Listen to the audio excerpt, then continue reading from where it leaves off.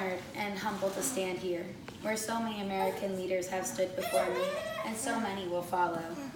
We have a place, all of us, in a long story, a story we will continue, but whose end we will not see.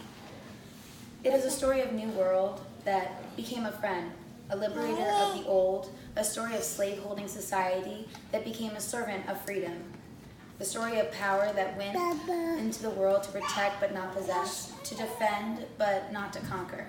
It is the American story, a story of flawed and fallible people united across the generations by grand and enduring ideals.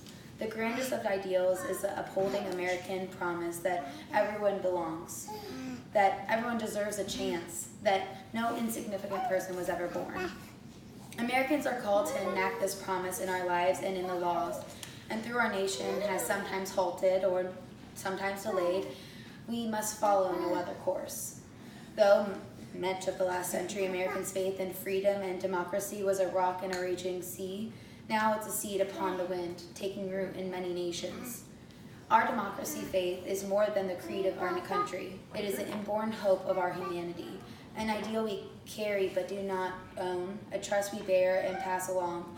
And even after 225 years, we have a long way yet to travel. While many of our citizens prosper, others doubt the promise, even the justice of our own country. The ambitions of some Americans are limited by failing schools and hidden prejudice and the circumstances of their birth. And sometimes our differences run so deep, it seems we share a continent but not a country. We do not accept this, and we will not allow it. Our unity, our union, is a serious work of leaders and citizens in every generation, and this is my solemn pledge. I will work to build a single nation of justice and opportunity. I know this is our reach because we are guided by a power larger than ourselves who creates us equal in his image, and we are confident in principles that unite and lead us onward. America has never united by blood or birth or soil. We are bound by ideals that move us beyond our backgrounds, lift us above our interests, and teach us what it means to be citizens. Every child must be taught these principles. Every citizen must uphold them, and every immigrant must embrace these ideals. Makes our country more, not less, American.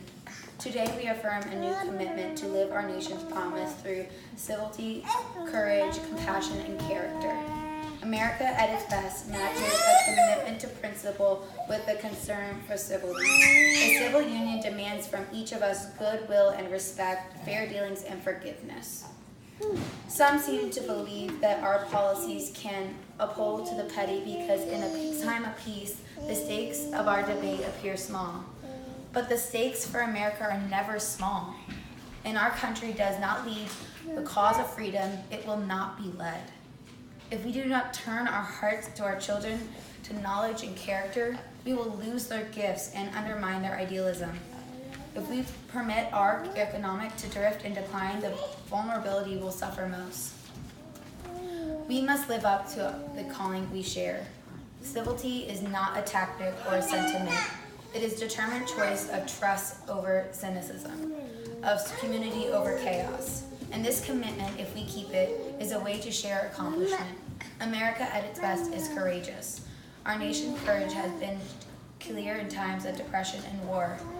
When defending of common dangers to find our common good, now we must choose an example of our fathers and mothers who will inspire us or condemn us. We must show courage in a time of blessing by confronting people instead of passing them on to for future generations. Together we will reclaim America's schools before ignorance and apathy claim more than lives. We reform justice, Social Security, and Medicare, sparing our children from struggles, and we have the power to prevent. And we will reduce taxes to recover the monument of our economy and reward the efforts and enterprise of Americans. We will build our defenses beyond challenges. These weaknesses invite challenges.